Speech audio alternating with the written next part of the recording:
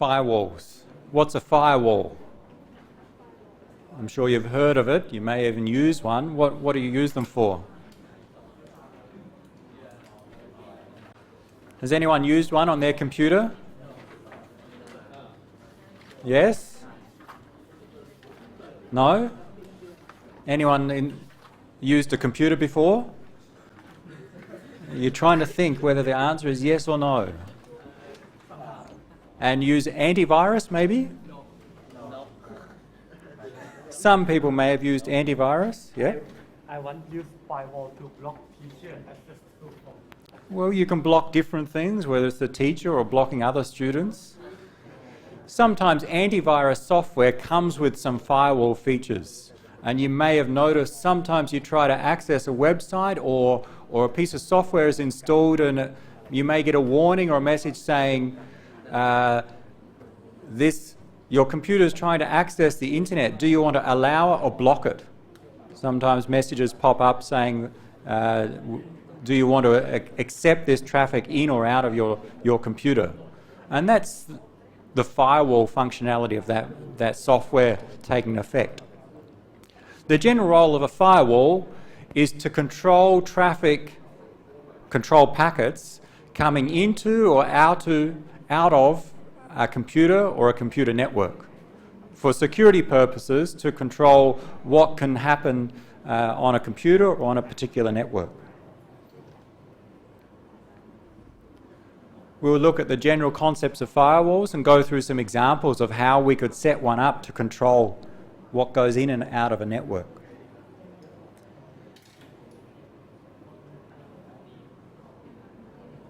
Firewall is a form of access control. We want to control who can access our resources. If a firewall is for a particular computer, we want to control who can access my computer. Who on another computer can access my computer from a network. So, say on my laptop, I may have some servers running, a web server, I have my own network connection. Other computers can potentially log into my laptop. But I don't want other people to log into my laptop. I don't want them to access my website, or I don't want them to get remote access to my computer. One role of a firewall would be to control and block others from accessing my laptop via a network.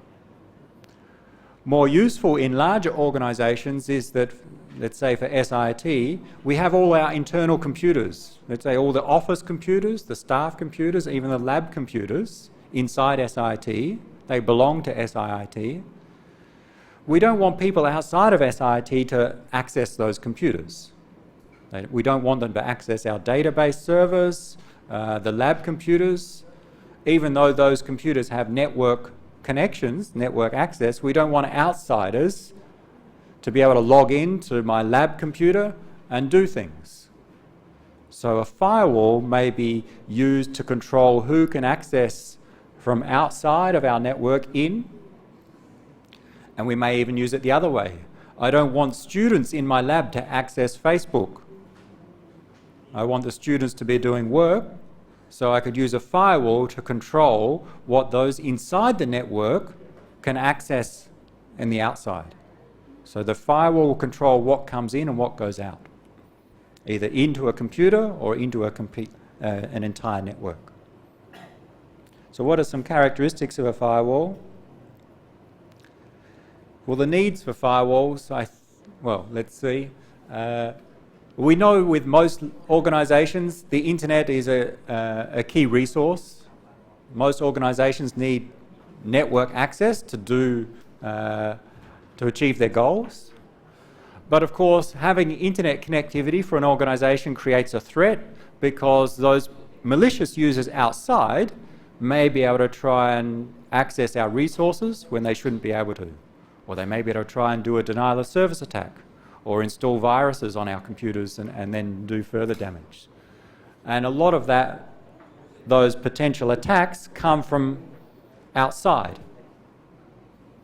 So, a firewall can be a useful means for protecting a local area network or an internal network, we generally say. In the picture, we say in the cloud on the left, the internal network, let's say the network inside SIT, and the cloud on the right is the rest of the world, the internet. We want to have a device, hardware or software, that controls what comes into the internal network and sometimes controls what goes out from the internal out to the external, and that's the role of the firewall. We'll see that we can implement that on different network devices like a router or dedicated hardware, and usually using some specialized software to control what comes in and out. So in large organizations, usually a firewall is a separate device that runs some software which controls what comes in and out of the network. In a smaller organization, or even in your home, the firewall may be some software running on your computer. So on my laptop, I may run a firewall which controls what goes in and out. The idea of having one for the entire organization is it's much simpler to control and configure. Let's say for SIT, we have one device that controls what comes in and out, as opposed to having a firewall software installed on every computer inside SIT. That will be much harder to manage, to keep that software up to date, to get it configured. So what we commonly do for large organizations is have a single device, maybe multiple firewalls that control the entire network. So the firewall is commonly inserted between the internal network and the external network. So on some network device that connects internal to outside. Where would we put it in a network? What's a good location for a firewall? What network device could we put it on? If we think a firewall is a piece of software and we want to run it on an existing network device, what's a good place to put it?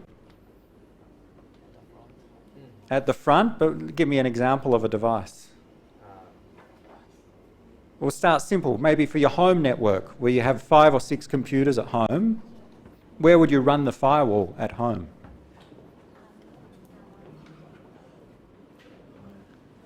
Where?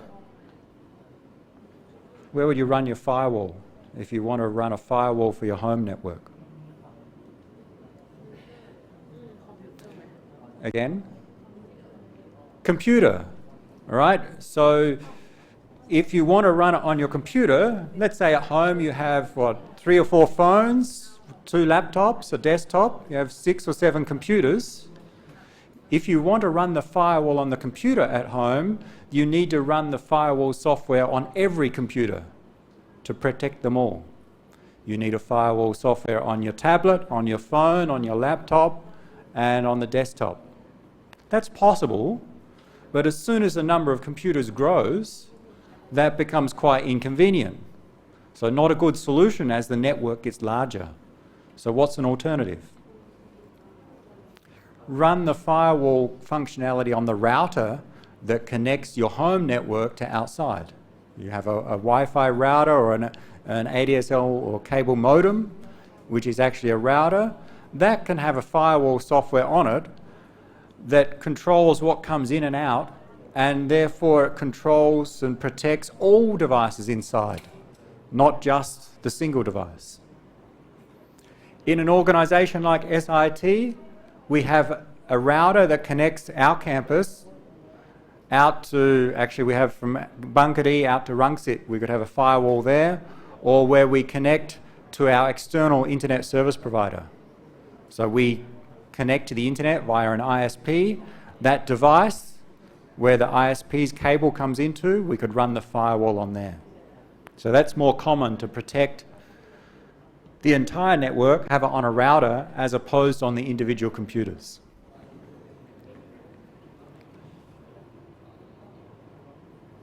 What do we want to protect? What do we want to stop with the firewall? What do you want to protect? The data in the computer. The data in your computer, so you have some files on your computer, you don't want someone to remotely log into your computer and copy the files off, yes? What other things that you may want to do? Malware, malicious software. If someone sends you a packet or an email or some message which contains a virus, maybe the firewall can have some control that says, okay, don't allow this message in, because if this message comes in, malicious software may be installed on one of your internal computers. So protect from malware, protect people accessing your computers, protect people inside, or stop people inside from doing things that they shouldn't be doing outside the network. And the example, stop all students from accessing Facebook. So that could be implemented in a firewall. So this is not just controlling external to internal, but prevent internal users from doing some things. So it may be in both directions.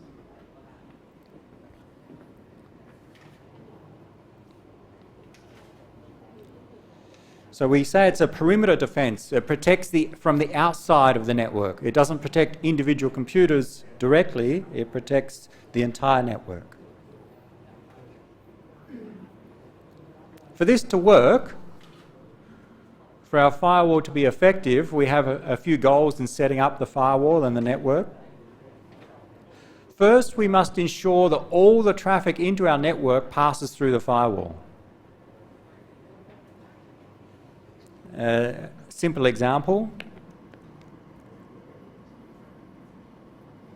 Let's say we consider a network for an organisation like SIT.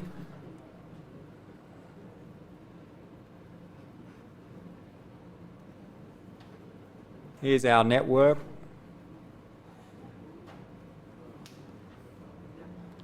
And we have a gateway or a router. This router connects to our internet service provider.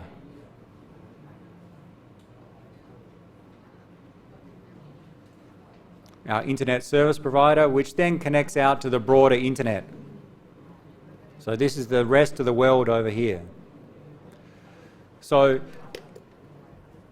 in this scenario, maybe the obvious location for the firewall is on that router. What we would do is set the router up to act also as a firewall, and as a firewall it can control what comes in and out and what goes out.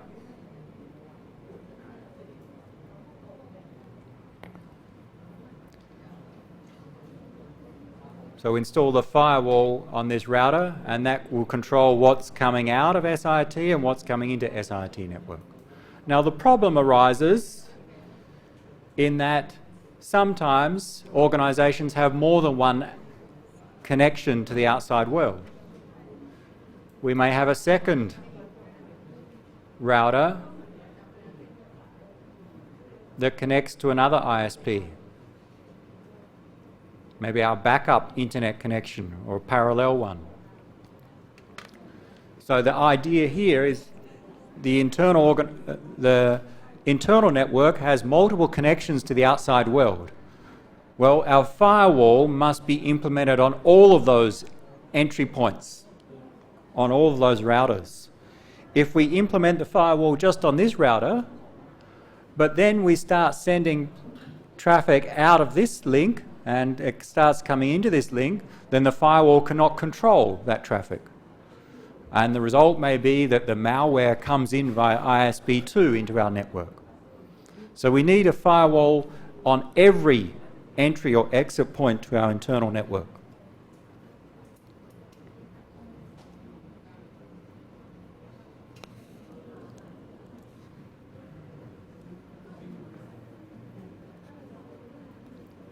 FW for firewall. And that can be quite complex for large organisations because they have more than just two, they may have multiple points of entry.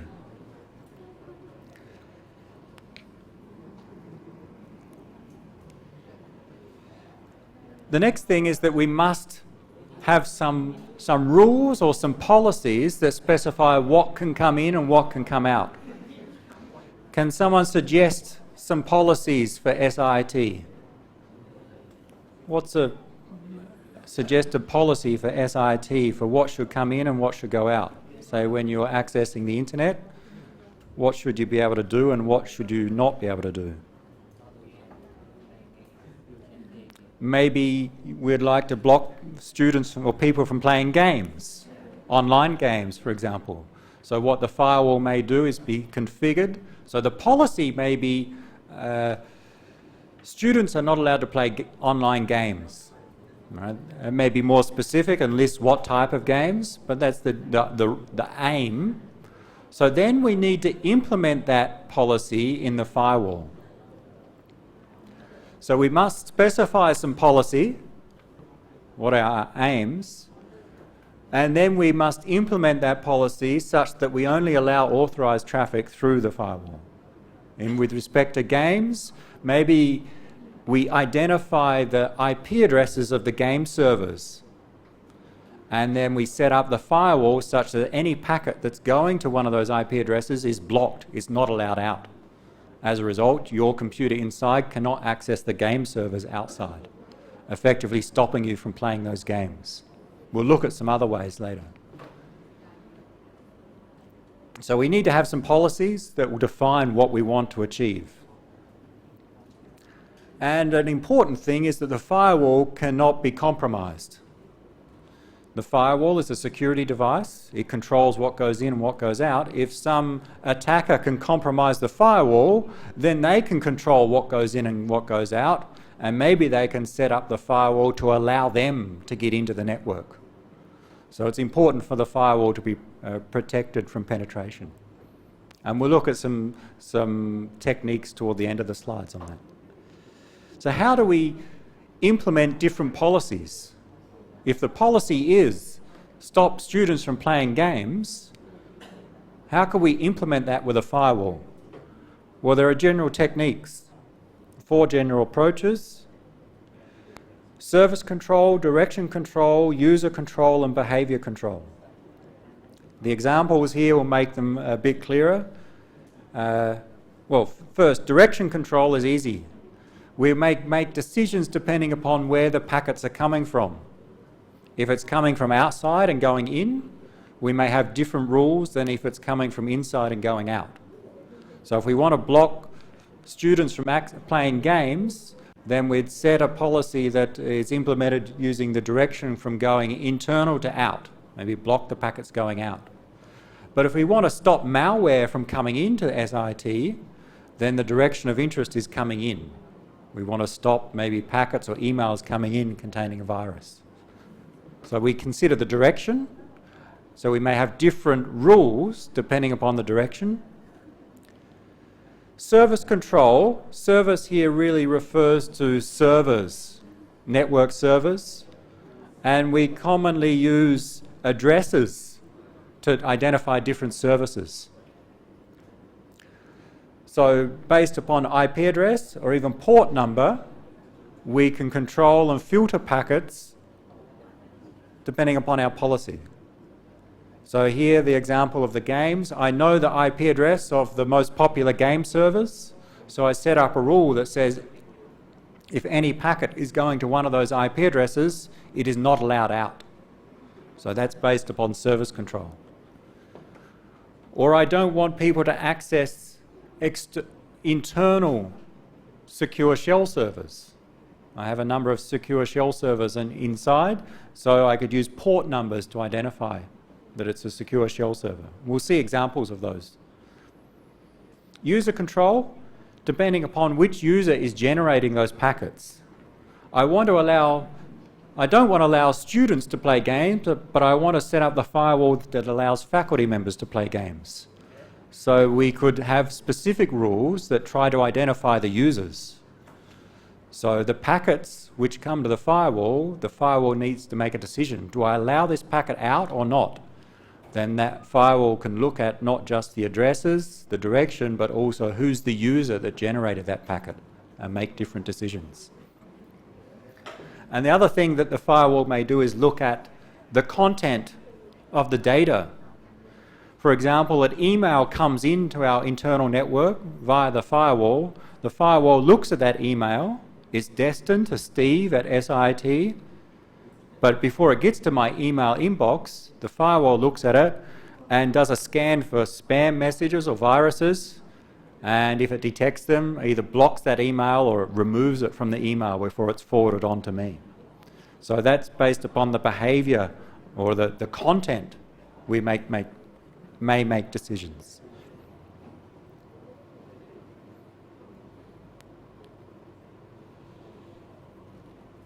What are firewalls capable of? What capabilities do we need? We need to have a single point where all our traffic goes via. That's like this case. Right, here we have two firewalls, but we must make sure all of our traffic passes through the firewall. As soon as the internal users have a way to access the external networks that bypasses the firewall, our security fails. We must ensure all traffic goes via the firewall or the firewalls if we have multiple.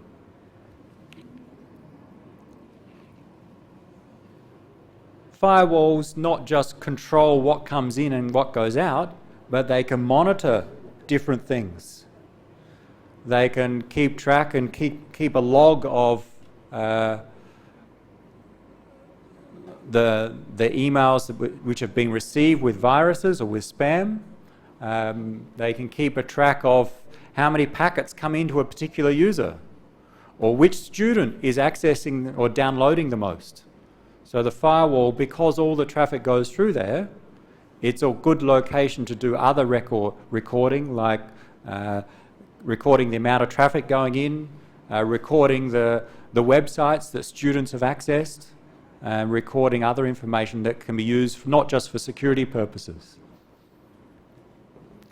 So an example may be that for SIT we set up a system so that students have a quota for their internet access. They can only download 10 megabytes per day. So with such a policy, it could be implemented using the firewall.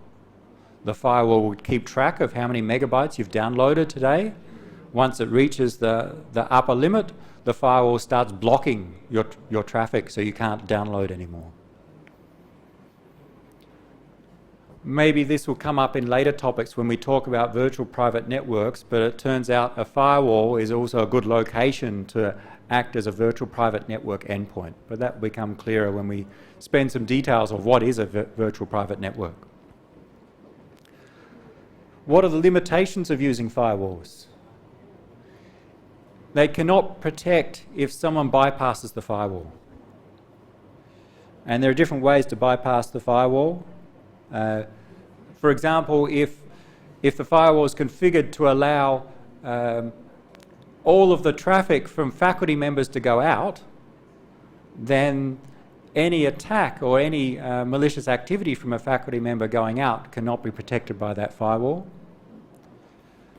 The firewall does not protect against internal threats. That is, we have some computers inside. If one of these computers tries to attack another computer, the firewall has no role in controlling that. The firewall is only controlling the data that's going out and coming in. It's not controlling anything that's happening internally only. So this may be a student trying to access Steve's laptop. The firewall of our network firewall has no control over what happens there. So that's the limitation of firewalls. It's only for internal to external or vice versa. It's not for internal only traffic.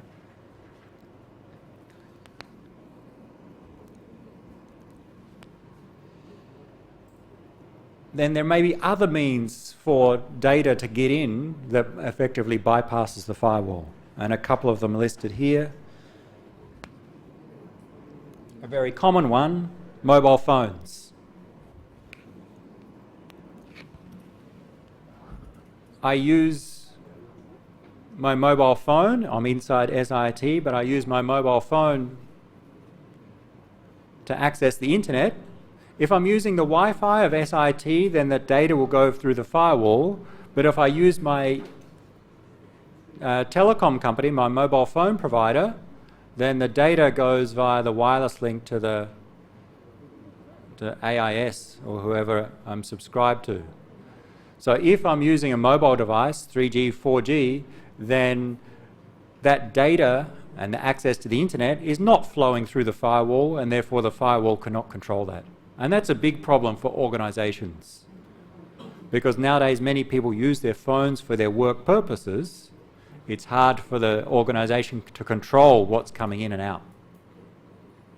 So maybe policies on the use of mobile phones is necessary to cover that.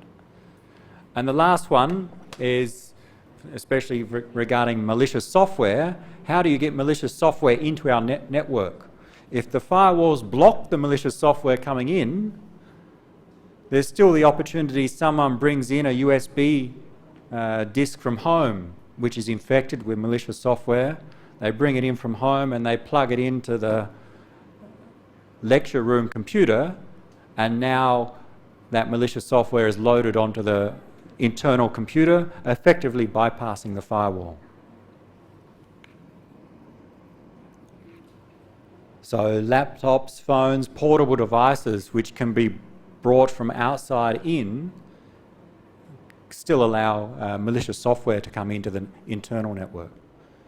And other network devices like personal wireless LAN devices or mobile phone connections allow people to access outside and also from outside in. So there are some limitations of firewalls.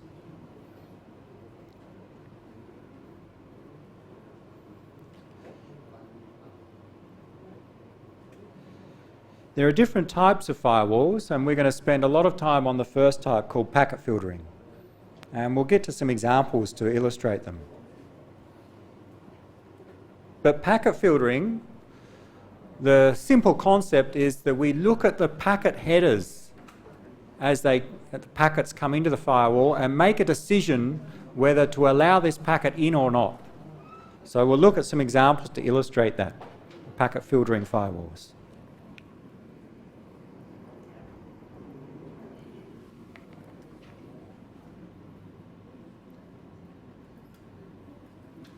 First, let's remind ourselves about packet headers, and in particular the common ones we'll see.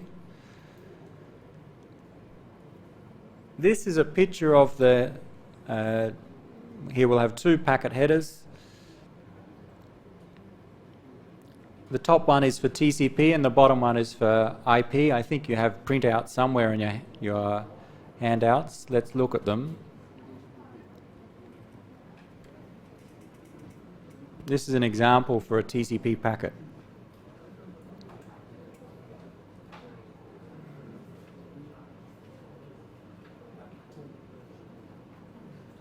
And the bottom one we'll see in a moment is for IP. So what a packet filtering firewall will do, packets come into the firewall. The firewall will be configured to make a decision whether to allow that packet or not. So there's two outcomes normally. In the simplest case, we allow it or we reject it. So we accept or block the packet. If we allow it, it means the packet keeps going to the normal destination. If we reject the packet is discarded and it will not get to the normal destination. So that's what the firewall will do with a packet filtering firewall. The question then is, how does the firewall make this decision to allow or reject the packet? And what a packet filtering firewall does is looks at the fields in the headers in that packet to make a decision. And which fields are of importance? For the TCP packet, what fields tell us something about what's happening in terms of communications? Can you find this page? Yes, someone else has found it. Which fields are useful for identifying what's being communicated between users in these TCP and IP headers? Again, the data may be one that's useful. The data, so we have the header at the top, the 20 bytes of default header for TCP, maybe some optional fields, and then the data. So the structure is that we have a set of header fields. The first 20 bytes are mandatory, they're always there. Source port, destination port, sequence numbers, and so on, and then some data. So the data may be useful for determining whether this packet can come in or not. The problem with looking at the data is that many different applications will have many different formats of data, and it's very hard to detect what's acceptable and what's not. It's also very time consuming. So focus on the header fields. Which ones tell us something about who's communicating or what applications are being used?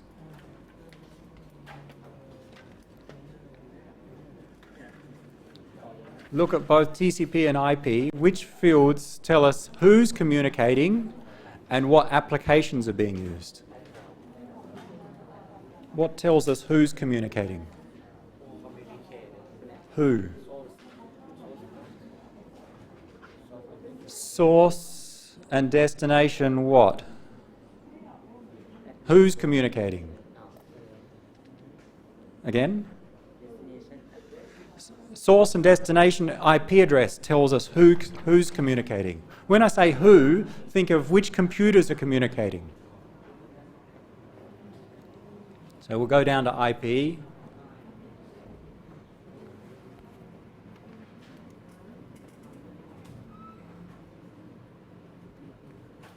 The source IP address is a field of interest, and so is the destination IP address. This really tells us who is sending and who is receiving.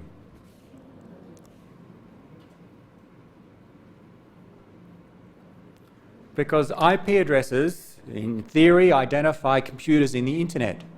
So if we look at the source IP address, that tells us something about which computer in the internet sent this, and the destination tells us who is going to receive it. So we can use the IP addresses to identify who is communicating. So those two fields are of importance.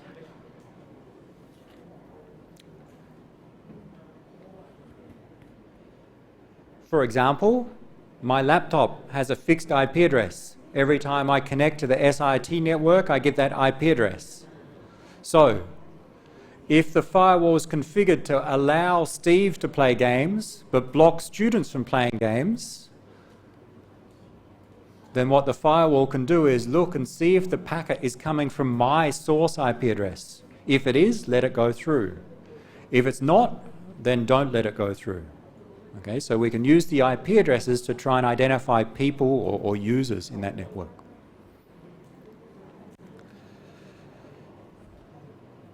What else? Let's focus on TCP. What identifies applications in the TCP header? By applications, let's say I was accessing a website, a web server. How would we know from the packet that I was accessing a web server? What identifies web servers? Again, what identifies just from the TCP header, what tells us that I'm accessing a website? The port number. If I'm sending a packet to a web server, what will the destination port be? 80. Web servers use port number 80. Therefore, if I send a packet to a web server, the destination port should be 80.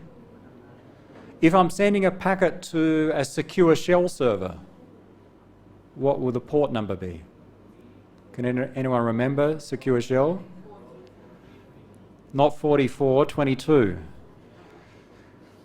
All right, we may not remember them all, but over time we'll start to remember. Different application servers use different port numbers. Web servers use port 80, secure web servers port 443, secure shell 22, email 25.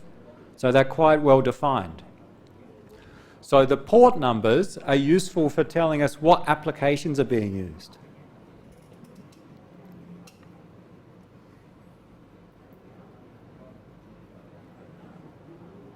the source and destination. What application is being used? That can tell us something about that. The other one which is of interest, and maybe less so, is the protocol number, which tells us the transport protocol being used.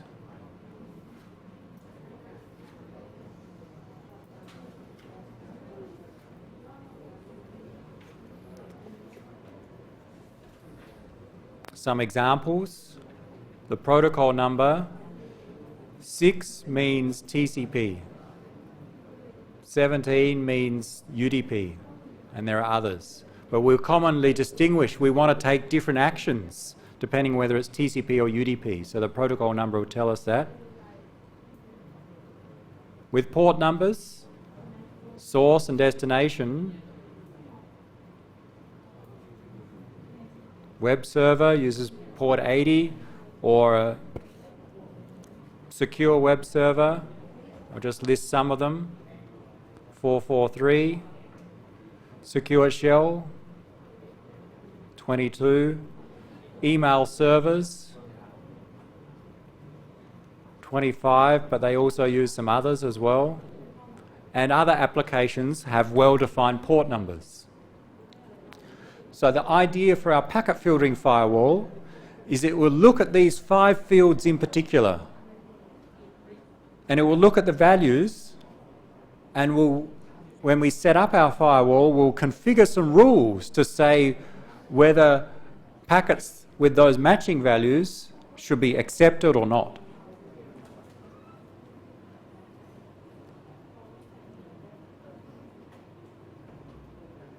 So let's look at an example for a simple network to finish for today.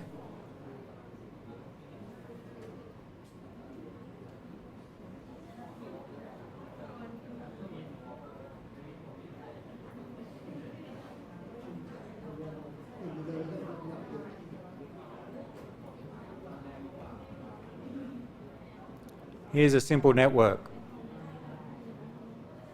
And we'll start with the simplest case where we want to have a firewall on an individual computer, just to explain the picture. And you have these in your handouts.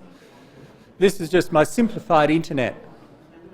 And the way to read it, we have a number of subnets. 1.1.1.0, here's one subnet, and here's a second subnet, and there's some others. And the squares are some computers on those subnets. And the circles are the routers connecting subnets. So we have router RA, RB, C, D, and E. And we have computer 1.1.1.11, 1.1.1.12 on the first subnet, and so on. So our simple internet, for the very first case, let's assume that the firewall is running on a computer, not on a router. Like your home setup, you have a firewall on every computer. So for a simple case to illustrate a rule, let's say that the firewall is running on computer 12. Computer 12 is my laptop. It's running some firewall software.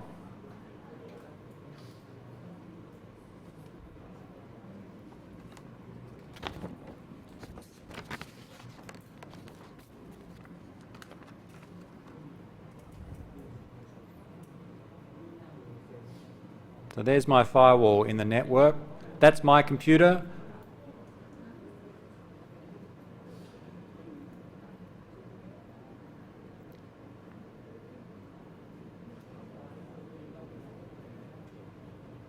My aim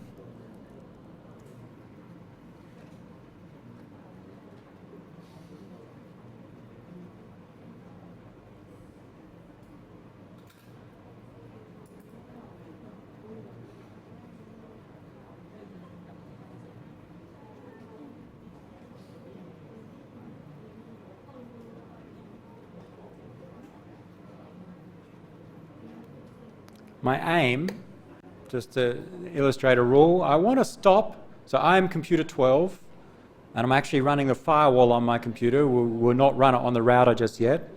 I want to stop computer 35, this one up the top here, from pinging me, from sending me a ping request. Ping is an application and protocol where we send a request from a source to a destination computer, and that computer responds. The protocol used, the transport protocol used by ping, is ICMP. So, to configure my firewall, I write a rule. And the rule states, if we focus on those 5 packet fields, it states what values those packet fields should match such that the firewall will take some action for the incoming packet, and it specifies what action to take. So let's first write the rule and the conditions. So there were 5 fields of interest: source IP, destination IP,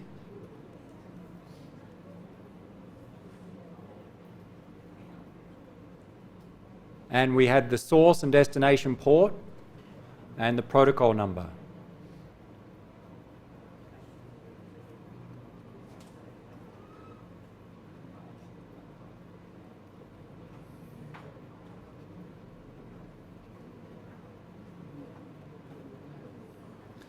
So I want to create a rule where it specifies these 5 values such that if computer 35 tries to ping computer 12, that the packet that comes in will match the rule, and then we'll take the action to block that packet. Think of the request, the ping request coming from 35 into computer 12. What would the source IP be? If computer 35 pings computer 12, what's the source IP address? Fill it in. What do we get? Source IP. Computer 35 pinging computer 11. Who's the source?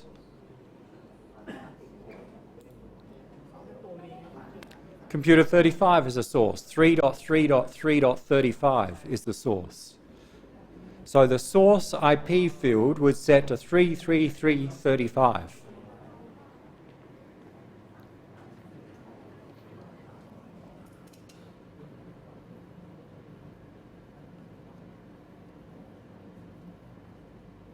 We're creating a set of conditions, and if these conditions match our packet, we'll take some action. And the destination? Well, it's our computer, which we know, 1.1.1.12. Now, let's go to the protocol number. What protocol number does ping use? What transport protocol does ping use? ICMP, and that's a special case. ICMP is protocol number 1. TCP is 6, UDP is 17, ICMP is 1. And another special case about ICMP, there are no port numbers used. We don't care about port numbers. So I'll say we don't care here. It could be any value.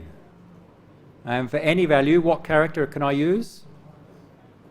Sometimes we use star to mean any value. I don't care what the port numbers are.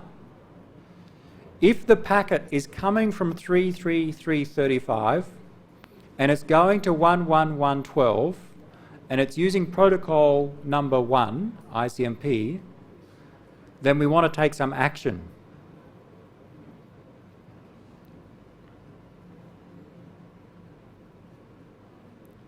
So the packet, if computer 35 tries to ping, will come in.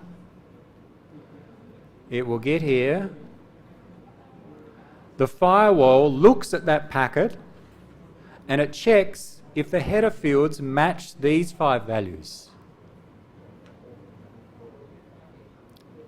It matches the source, 35. It matches the destination, computer 12. We don't care about the port numbers, it matches anything.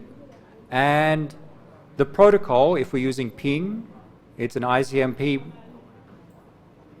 request, a ping request. So it matches the protocol number. So the firewall takes some action.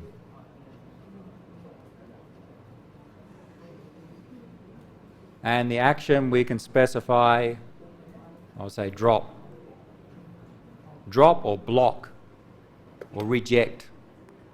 The action is don't allow this packet to come in.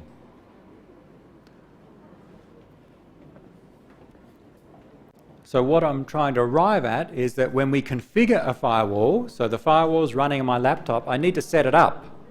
And when I set it up, I think about my policy, my aim. Okay, I want to stop computer 35 from pinging me. So when I set up the firewall, the common way is I set a set of conditions. The conditions containing these 5 protocol fields. I want to set the source IP, destination, port numbers, and protocol number.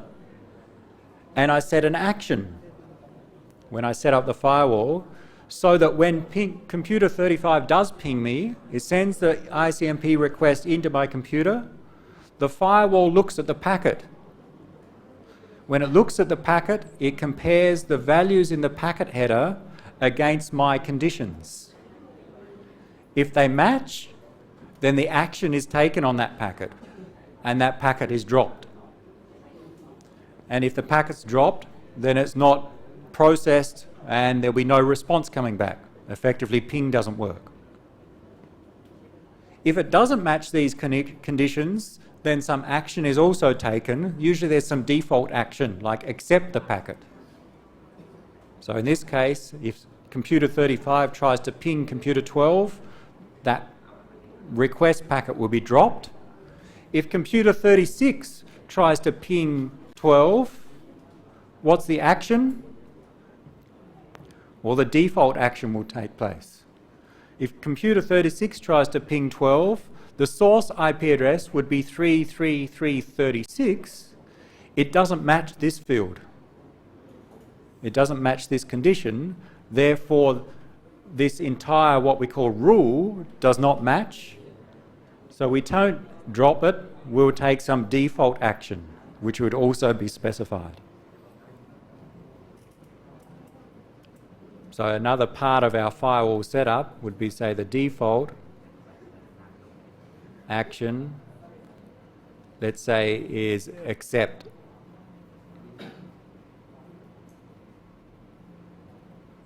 We either accept packets or drop them.